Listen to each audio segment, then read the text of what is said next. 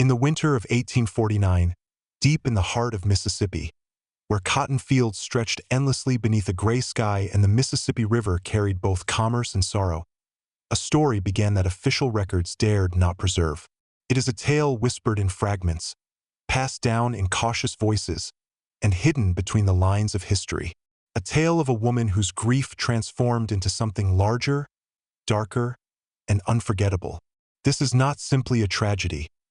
It is a reckoning, one that turned a wedding feast into a mass grave. The Riverside mansion stood tall among oaks and magnolias, its white columns gleaming with wealth and power. But behind the perfumed gardens and polished silver lay shadows deeper than the Mississippi itself. Guests who entered those halls never imagined that the food set before them might carry more than flavor, that each dish could conceal a hidden sentence of death. Yet, on a cold January night, a banquet meant to celebrate union and prosperity became one of the most chilling spectacles of retribution ever told. 17 of Mississippi's most prominent citizens gathered for joy, but left only as lifeless bodies, their faces frozen in agony, their final moments a blend of confusion and terror. The newspapers of the time called it inexplicable, but those who truly understood whispered a single name. A cook, a mother, a woman who refused to remain silent, a woman who chose her own surname, claiming a freedom that chains could not contain. Her name was Celia Washington. What drove her to such extremes? What loss could carve so deeply into the heart of a woman that she would turn her mastery of flavors into a weapon of justice? And what legacy does such an act leave behind, revenge or justice? These are the questions that linger more than a century later, questions that echo whenever this forgotten story is told. Before we step further into the haunting corridors of this history, take a moment to join our community here at Grave of the Shadows. Subscribe now so you never miss another tale that official history preferred to forget. And in the comments below, tell us, do you believe revenge can ever truly become justice? Because tonight, we open the pages of a story where dinner became destiny and justice was served on a plate. Before we descend further into this haunting tale, let me ask you something. Where are you watching from tonight? The shadows of history stretch across every corner of the world, and here at Grave of the Shadows, we gather them together, piece by piece. Your thoughts matter just as much as the stories we tell. So, write in the comments below what kind of forgotten chapters of history should we uncover next. Dark secrets? Twisted crimes? Or the mysteries that never made it into the textbooks? And if you haven't yet, make sure you subscribe to Grave of the Shadows. Each week, we bring you stories that official history buried, but the shadows never forget. In the fertile lands of Warren County, Mississippi, stood the Riverside Plantation, an empire of cotton and cruelty. The year was 1848, and cotton was not merely a crop, it was the backbone of wealth, power, and the illusion of permanence. The white mansion at Riverside gleamed proudly with its tall columns and expansive verandas, the symbol of a family that believed itself untouchable. Visitors admired its gardens, its orchards, its endless rows of cotton swaying under the southern sun. But the mansion's true reputation came not from its fields, but from its table. The Riverside dinners were whispered about across counties, meals so rich and flawless that guests traveled miles just to taste them. Behind this culinary fame was not Colonel James Riverside, the proud master of the estate, but a woman few white guests ever saw. Her name was Celia. Born into chains, she arrived at Riverside as a child of 8, purchased in a lot from a bankrupt estate in South Carolina. From the beginning, her eyes were filled with restless curiosity, and her memory for tastes and scents was extraordinary. It was Mama Ruth, the elderly African cook of the household, who noticed this gift. Under her watchful eye, Celia learned more than recipes. She learned the language of herbs, the secrets of fermentation, the balance between fire and time. Mama Ruth also carried with her the ancestral knowledge of plants, remedies, and poisons, passed down through generations from Africa. She whispered to Celia that every leaf had a story, some to heal, some to harm. By the time Celia reached womanhood, she was no longer merely a servant in the kitchen. She was its ruler. Mama Ruth had died of fever, and Celia assumed her place as head cook. She was 24, married to a blacksmith named Samuel, and mother to 3 children, Thomas, Mary, and little David. The plantation gave her a larger cabin and a measure of respect, not out of kindness but out of dependence. Colonel Riverside knew that his reputation rested on her skill. Guests left praising his wealth, but they always remembered Celia's food. Colonel Riverside was a man carved from cold stone. Tall, thin, with eyes like winter frost, he ruled with calculated discipline. Unlike some masters, he preferred order through measured severity rather than constant brutality. To outsiders, it made him seem rational, even progressive. In truth, it was only efficiency, fear packaged in civility. He believed stability required both the whip and the occasional concession. Under him were 340 enslaved men, women, and children, each a cog in the vast machinery of cotton and wealth. But for all his control, the jewel of his estate was Celia. Her kitchen was a kingdom of iron stoves, shelves heavy with spices from distant ports, and assistants she had trained with patient mastery. Sarah baked bread and sweets. Hannah tended meats.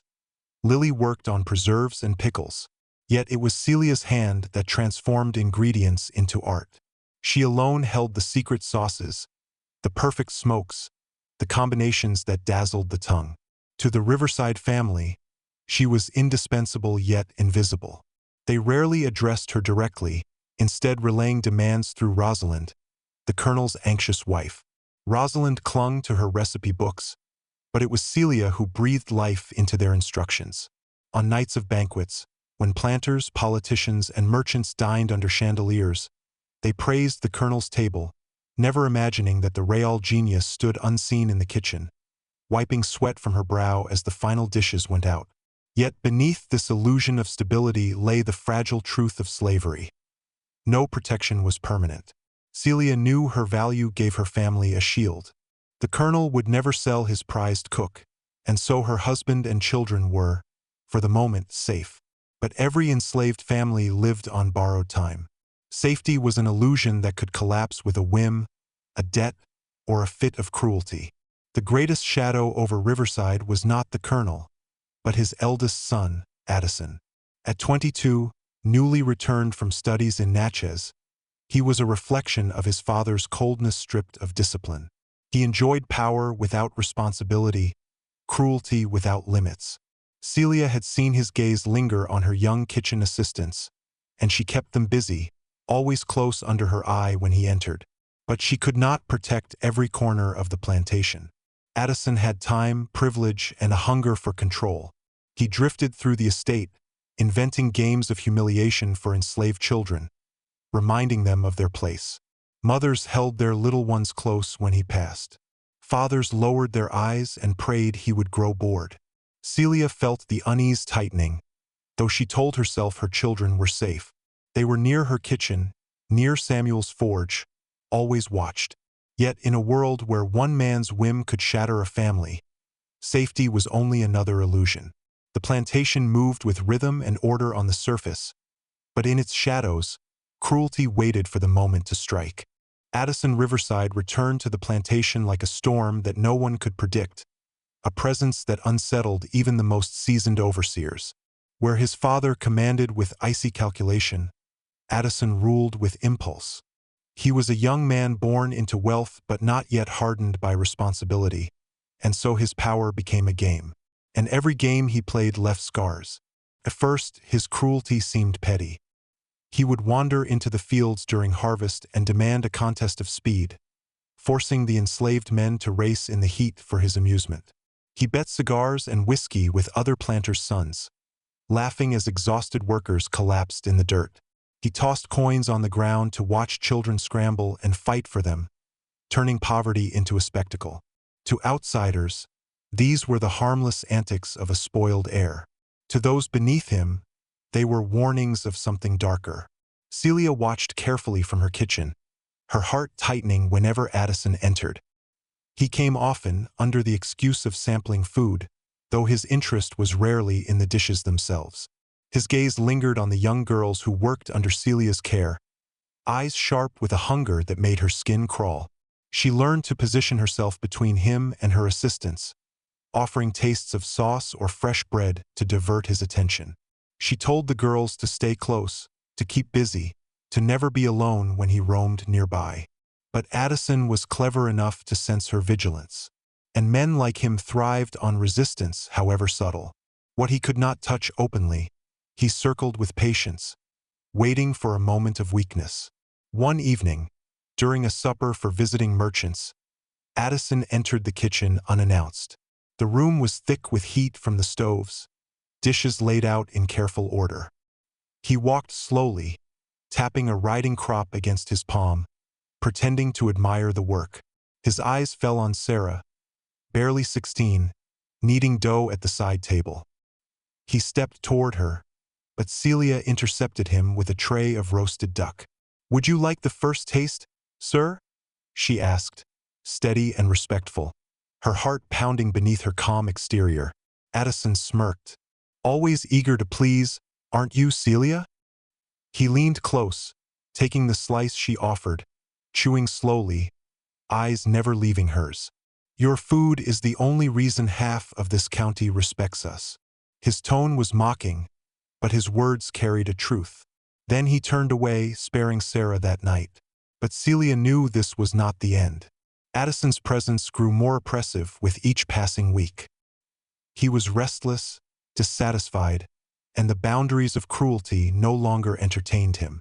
He began staging hunts with the hounds, selecting men from the fields to play the quarry, promising rewards if they escaped.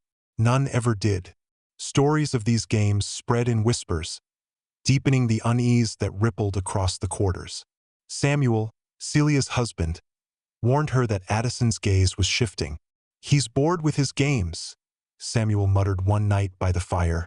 "And bored men with power are the most dangerous of all." Celia nodded, though she already knew. She had seen the way Addison's eyes drifted not to her kitchen girls anymore, but to her own children when they passed through the yard. Thomas, 12, strong for his age.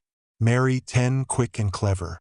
And little David, only 6, still clinging to his mother's skirts. Addison had begun to notice them. She told herself that her children were safe, protected by her value to the household. The colonel would never allow harm to come to the offspring of his prized cook. But deep inside, she felt the lie unraveling.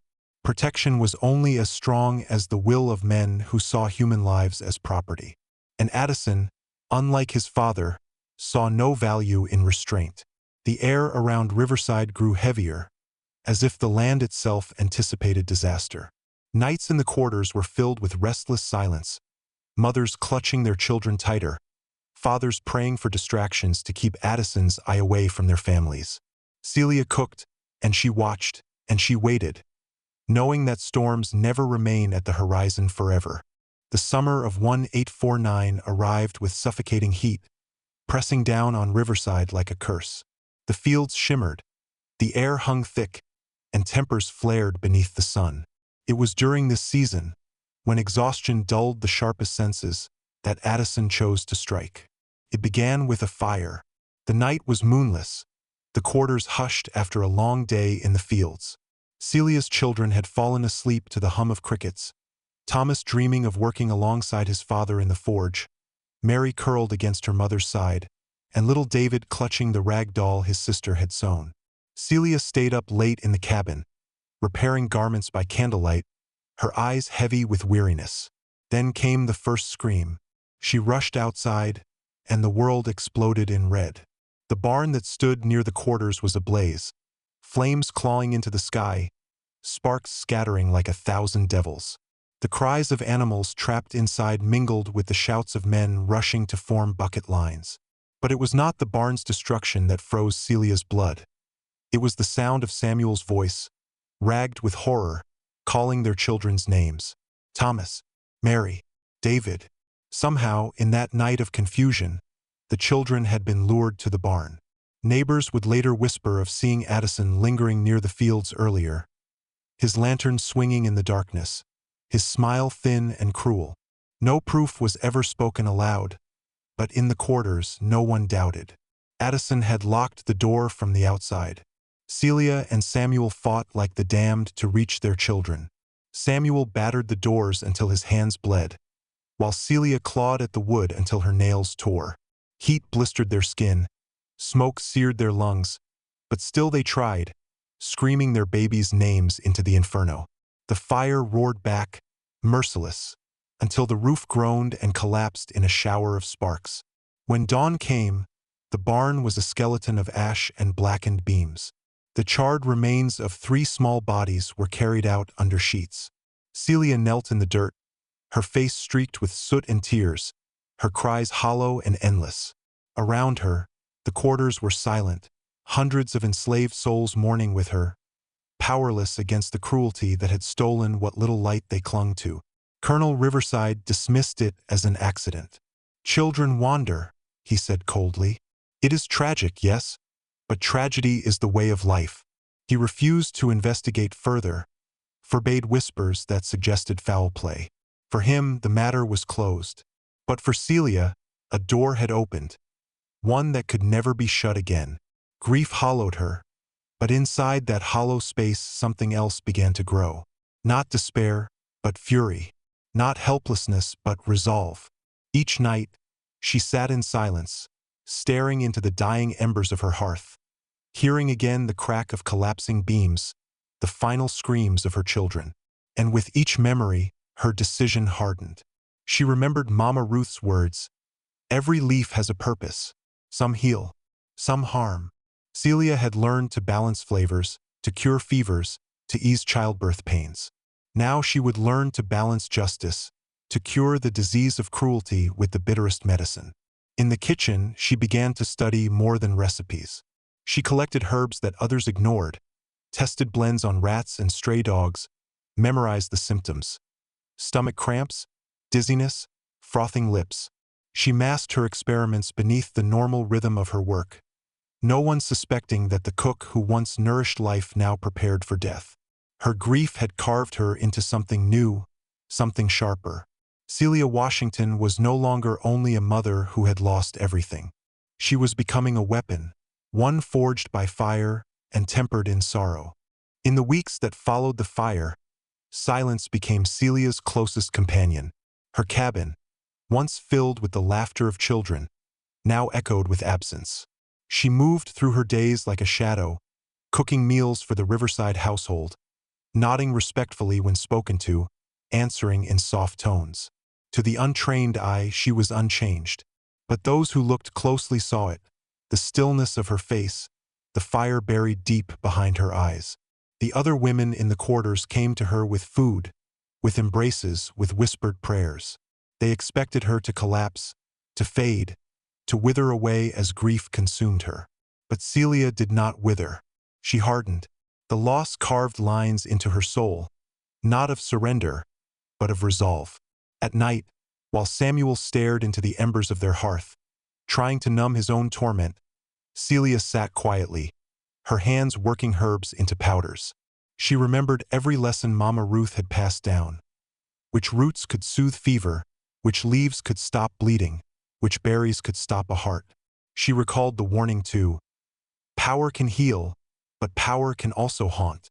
Celia whispered back to the memory of Mama Ruth. "Let it haunt me, so long as it saves me." One evening, after weeks of silence, she turned to Samuel. "They took our children," she said, her voice low, almost steady, "and nothing will ever bring them back. But I will not let their blood dry in vain." Samuel looked at her, startled. He saw in her eyes a flame he did not recognize. Fear, sorrow, and awe battled within him, but he said nothing. He knew there was no argument strong enough to halt a mother's grief when it had transformed into vengeance. Celia also made another decision, one that was as symbolic as it was dangerous. No longer would she answer to the name given to her by her master's ledger. In her heart, she became Celia Washington, claiming the surname of freedom, of defiance, of a nation that promised liberty even as it denied it. By adopting the name, she marked herself as more than a cook, more than a grieving mother. She became a living declaration that chains could not define her. In the kitchen, her transformation was nearly invisible. To the Riverside family, meals still arrived in perfect order. Roasts glistened, Pies steamed, sauces gleamed in their silver bowls. But behind the familiar flavors, Celia's hand grew steadier in her secret craft. She collected wild herbs along the edges of the plantation, dried leaves in hidden pouches, ground powders with mortar and pestle. She tested their effects on stray animals, then adjusted amounts until her precision was flawless. Each new discovery became another note in her unspoken symphony of vengeance. She recorded nothing, told no one, but in her mind she wrote the recipe for justice, one that would someday be served on the finest plates of the Riverside table. Her demeanor changed too. To the white family, she remained respectful, obedient. To her fellow enslaved, she became a figure of quiet strength. They noticed the way she moved with purpose, the way her eyes no longer lingered on sorrow but on calculation. Some whispered that grief had driven her mad. Others whispered that grief had awakened something divine. Whichever it was, Celia walked with the certainty of a woman who had chosen her path, no matter the cost. And above all, she waited. She knew revenge could not be rushed, that timing was as essential as seasoning. There would be a moment, a gathering, an occasion grand enough to demand her masterpiece. Until then, she sharpened her tools, perfected her methods, and carried her new name like a shield. The Celia who once stirred pots with joy was gone. In her place stood Celia Washington, silent, steady, and ready. In the months that followed her transformation, Celia lived with two faces. By day, she remained the flawless cook of Riverside, praised for her artistry, indispensable to the family's reputation. By night, she became an alchemist of shadows, testing powders, distilling extracts, and memorizing the delicate balance between flavor and death. She began cautiously, blending small doses into leftover scraps fed to stray dogs that prowled the plantation's edges. She watched as they staggered, drooled, and collapsed, noting every symptom with the precision of a scholar.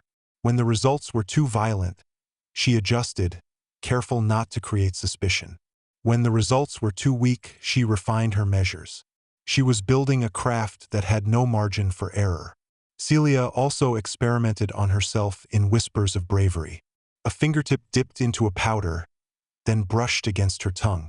She waited, timing her heartbeats, noting the bitterness, the heat in her veins, the dizziness that followed.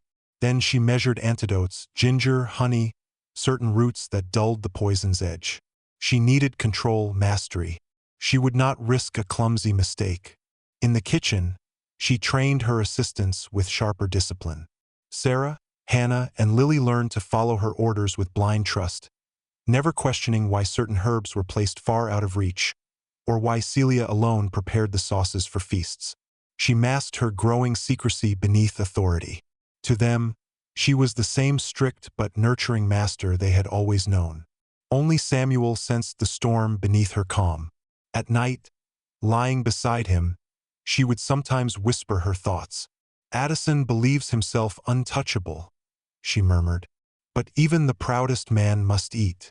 Even the cruelest tyrant must drink." Samuel begged her to let go, to survive quietly, to not risk the lash, the rope, the bullet. But Celia's silence in reply was heavier than any argument. Her path was set. The opportunity came when the Riverside family announced a wedding. Addison's cousin, Elizabeth, was to be married in grand fashion, and the plantation would host a banquet to outshine all others.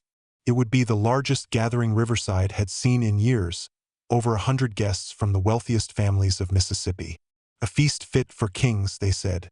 A feast designed to display the family's status and hospitality.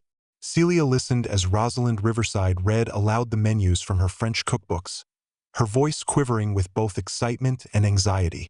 Roast venison, smoked hams, turtle soup, delicate pies, spiced preserves, and wine flowing like rivers. The colonel promised his guests that they would dine on perfection. Rosalind turned, as always, to Celia. "You will make it flawless," she commanded. Celia bowed her head, concealing the flicker in her eyes. Flawless, indeed. From that moment, every step Celia took carried dual purpose. She collected herbs not for healing, but for judgment. She ground powders in secret, storing them in small cloth pouches hidden beneath floorboards. She prepared separate mixtures, some that worked quickly, some that worked slowly, some that left marks of agony, others that mimicked natural illness. She did not plan one death, but many, each unique, each fitting for the victim it was meant to claim. She studied the guest list when she overheard Rosalind gossiping. Politicians, merchants, planters, all men who thrived on the suffering of others. Celia memorized their names, their reputations, their vices. Some would die swiftly, spared the agony they had never spared their slaves. Others would writhe, tasting the suffering they had long inflicted. Justice would not be uniform, it would be tailored. In the weeks leading up to the wedding, the plantation bustled with activity. Servants scrubbed, polished, prepared linens, and decorated halls with garlands of flowers. Guests began arriving days early, carriages rolling in, the sound of laughter and music filling the air. But in the kitchen, the true preparation was unfolding in silence. Celia instructed her helpers with perfect clarity. Do as I say, no more, no less. She kept them busy with harmless tasks, peeling, chopping, baking. The final dishes, the sauces, the drinks, these remained in her hands alone. None questioned her authority. They trusted her as they always had. The night before the wedding, Celia stood alone in the darkened kitchen. The moonlight streamed through the high windows, illuminating her work table. Before her lay neat rows of jars, powders, and herbs. She closed her eyes, inhaling deeply. This was no longer just cooking. This was ceremony. This was justice measured in teaspoons. She whispered her children's names. Thomas, Mary, David, as if blessing each vial with their memory. Tomorrow, she murmured, you will dine with me. Tomorrow, your laughter will echo in every scream. And with that vow, Celia Washington sealed her plan. The feast would be her battlefield, the kitchen her armory, and the wedding day the moment history would never forget. The morning of the wedding dawned bright, as if the heavens themselves mocked what was to come. The plantation stirred before sunrise, alive with preparations. Servants hurried across courtyards with trays of linens, baskets of flowers, barrels of wine. Horses stamped impatiently at the carriage house as guests arrived in a parade of wealth and finery. The air shimmered with perfume and laughter, with the distant sound of fiddles tuning for the evening's dancing. In the kitchen, Celia moved with a precision that astonished even her assistants. Every dish flowed from her hands as though rehearsed for months, and in truth, it had been. The sauces simmered to perfection, the meats roasted golden, the pastries glazed until they gleamed. Rosalind hovered nervously, clinging to her cookbooks, wringing her hands, while Celia offered calm reassurances. All is as it should be, ma'am, she said softly, hiding the storm that churned beneath her composed smile. By noon, the Riverside mansion was adorned like a palace. Chandeliers sparkled, tables groaned beneath silver platters, and garlands of roses hung from every railing. The bride, Elizabeth, glided through the halls in silks, her laughter ringing like a bell. The colonel strutted with pride, certain his estate would be the envy of the South. And Addison. Addison smirked, sipping wine early, his arrogance swelling with every toast offered in his honor as host. Guests filled the great hall, men in polished boots and women in gowns that rustled like whispers. Laughter mingled with the clink of glasses. The aroma of Celia's dishes drifted through the air, drawing sighs of admiration even before the first course was served. Celia orchestrated the banquet like a symphony. Soup first, turtle soup, rich and savory. Guests lifted spoons with delight, unaware of the faint bitterness masked beneath the herbs. Then platters of venison, smoked ham, roasted duck. Each dish carried her hidden touch, a careful measure of justice blended seamlessly with flavor. Some received quick-acting doses. Others, slower, meant to linger to draw out the spectacle. At the children's table, however, every plate was safe. Celia herself carried the dishes, setting them gently before the little ones, her eyes softening. Whatever else this night would bring, no child would suffer her fate. The first sign came quietly. A merchant near the head of the table dropped his fork, coughing into his napkin. His face flushed, then drained of color. His wife touched his arm, alarmed, as he slumped sideways in his chair. Conversations faltered. A physician among the guests hurried over, pronouncing apoplexy. But then, another guest gasped, clutching his stomach, wine spilling from his glass. Confusion spread like wildfire. Some whispered of spoiled meat, others of a sudden illness. Yet the symptoms spread too quickly, too unevenly. A planter choked violently, froth forming at his lips. Another staggered from his seat, vomiting onto the polished floor. The hall erupted in chaos. Chairs clattering, women shrieking, men shouting for water, for air, for help. Celia watched from the shadows of the kitchen door, her face unreadable. She saw Addison's smirk fade as panic rippled across the hall. He shouted for order, his voice cracking. "It's nothing, just bad wine. Sit down." But even as he spoke, his own cousin fell face first into her plate, lifeless. The screams grew louder. The physician, now frantic, realized too many were stricken for chance. His voice broke as he stammered, "This is no illness. This is deliberate." Eyes turned wildly toward the kitchen. Servants froze under suspicion, trembling. But Celia remained calm, stepping forward with the grace of a queen walking into her throne room. She lifted her chin, her gaze sweeping the chaos, and for the briefest moment her eyes locked with Addison's. He knew. Addison staggered to his feet, pale now, his confidence rotting into terror. "What did you do?" he hissed, his voice a desperate whisper only she could hear across the hall. Celia said nothing. She only looked at him, long, steady, unflinching, as if the silence itself were a verdict. Around them, the hall dissolved into bedlam. Guests collapsed in heaps, their silks stained with wine and bile. Others clawed at their throats, gasping for breath.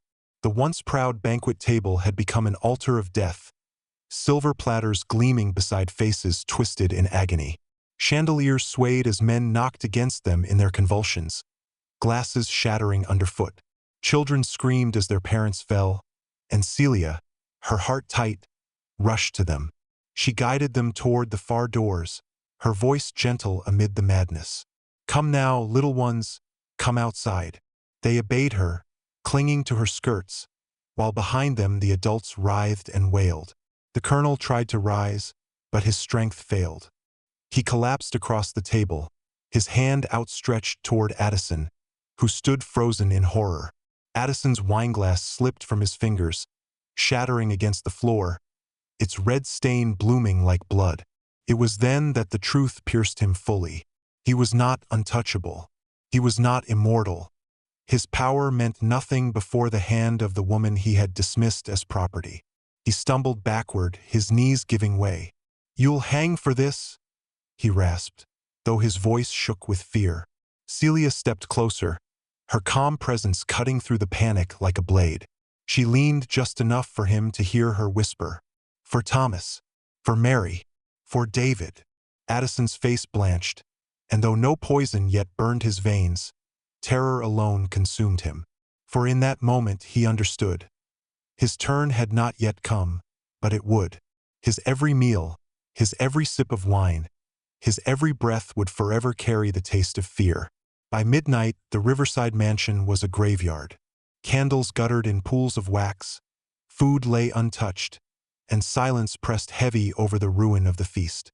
17 of Mississippi's finest lay dead, their wealth and titles powerless against the justice served upon their plates.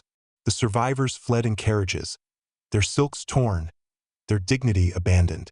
None would ever speak of the wedding with joy.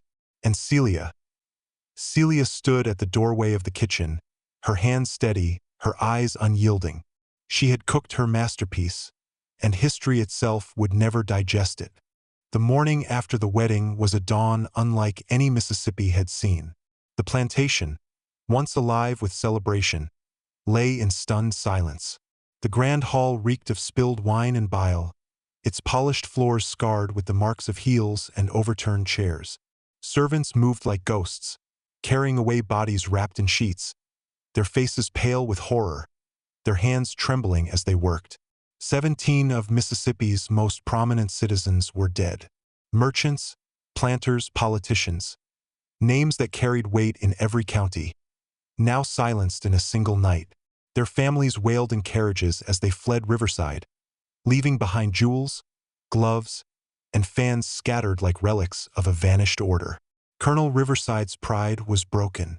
The man who had once stood like a statue of power now sat slumped in his study, his eyes hollow, his hands shaking with rage and disbelief. He muttered of illness, of spoiled meat, of anything but the truth. Yet whispers grew among those who had survived. Too many deaths, too sudden, too deliberate. Someone had orchestrated this. The newspapers were cautious. The Natchez Daily Courier reported only that a strange sickness had swept through the Riverside wedding, claiming many lives. Rumors of poisoning were carefully avoided, for to print such suspicions was to admit vulnerability.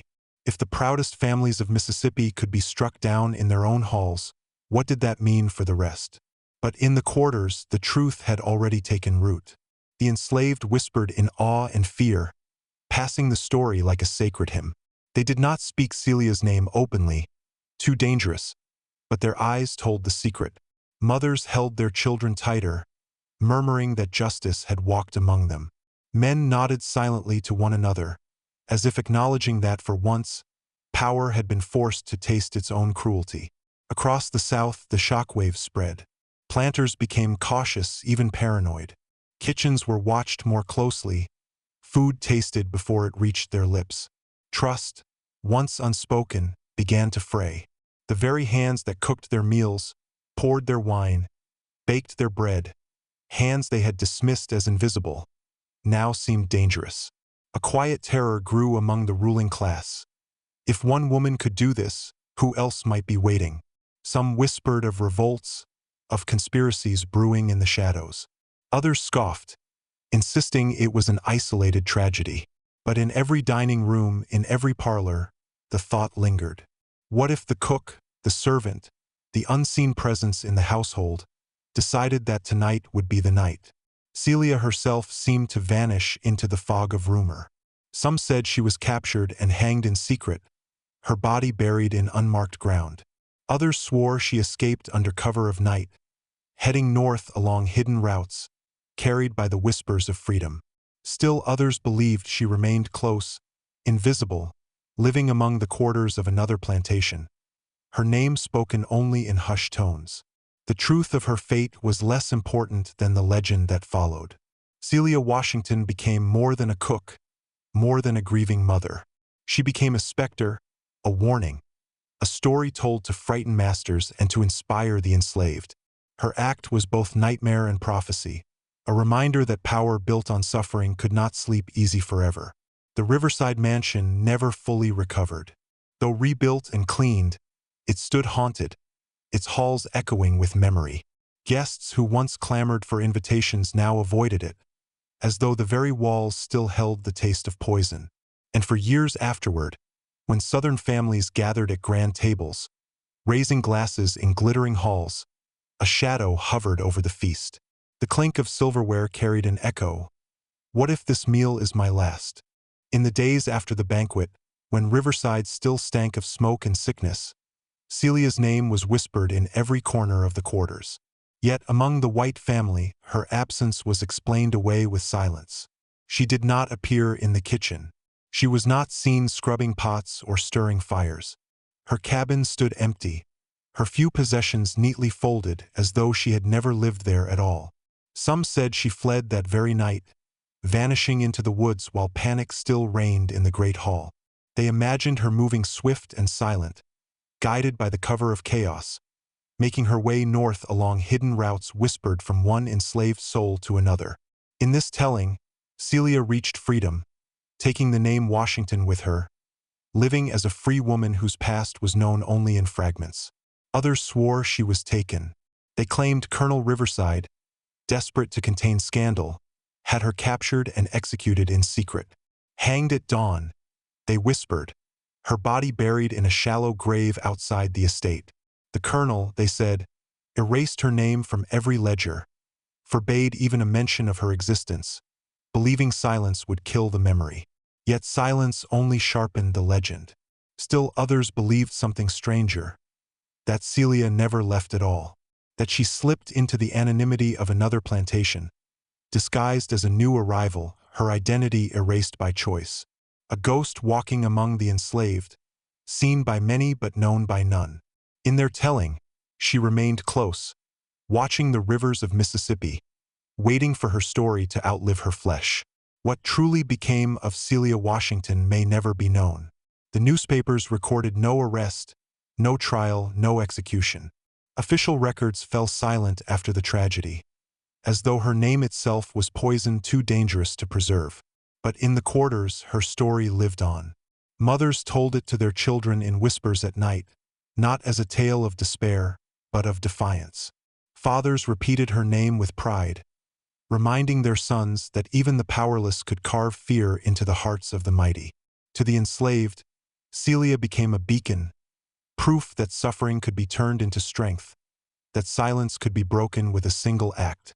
To the masters, she was a nightmare, a symbol of rebellion wrapped in the ordinary form of a cook. Her shadow haunted every kitchen, every goblet, every banquet table. Years later, when the war between North and South brought fire and ruin across Mississippi, old soldiers and young slaves alike recalled the story. Some swore they saw her in the camps of Union forces, stirring pots for freedom fighters. Others said she died long before, her bones resting in the earth she had once tilled. But whether alive or gone, her spirit lingered. Celia Washington was no longer simply a woman. She was a question, a warning, a legend carried by firelight and memory. Her act was not written in ledgers, nor carved on tombstones, but etched in the hearts of those who longed for justice.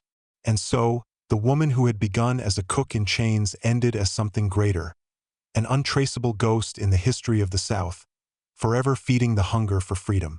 History often prefers silence. It buries uncomfortable truths beneath layers of paper and ink, erasing those who did not fit the stories written by the powerful. But silence cannot kill memory, and memory cannot kill truth. Celia Washington's story, whether whispered in quarters or disguised as rumor, survived because it asked the question history could not answer. What is justice in a world where justice does not exist? For some, what she did was vengeance, pure and merciless. A mother whose grief burned so hot it became a weapon, striking back at those who had taken everything from her. Vengeance is easy to condemn, easy to fear, because it is raw, it is personal, and it carries no court of law but the broken heart of the avenger. But for others, Celia's act was justice, the kind denied to her people for centuries. The courts would not hear her case, the sheriff would not take her word, the colonel would never punish his son. There was no path for justice except the one she carved herself, with herbs and powders, with patience and resolve. Justice may be served cold, but it is always served. And perhaps that is why her legend lingers. Because Celia Washington forces us to confront the thin line between right and wrong, between punishment and retribution. She reminds us that when systems are built on cruelty, when voices are silenced and lives are treated as property, the human spirit will find a way to speak, even if it must speak through fire, through poison, through fear. Her story is not comfortable. It is not simple, but it is true in the way legends are true, not in records, but in meaning. She teaches us that history is not only written by victors, it is also carried by the defeated, whispered into the future until someone finally listens. So was Celia Washington a murderer or a liberator? A sinner or a saint of the shadows? The answer lies not in history books, but in the silence that follows when the question is asked. And so, the banquet ended not with music or laughter, but with silence, the kind of silence that history tried to bury. Yet here, in the shadows, we remember. Celia Washington's tale is one that lingers, reminding us that even the forgotten can carve their names into eternity. If this story has unsettled you, if it has made you think about justice, revenge, and the echoes of history, then join us here, where the past never truly rests. Subscribe now to Grave of the Shadows, and become part of a community that refuses to let these stories fade. Tell us in the comments. Do you see Celia as a villain or as justice itself? Because the shadows always remember. Do you?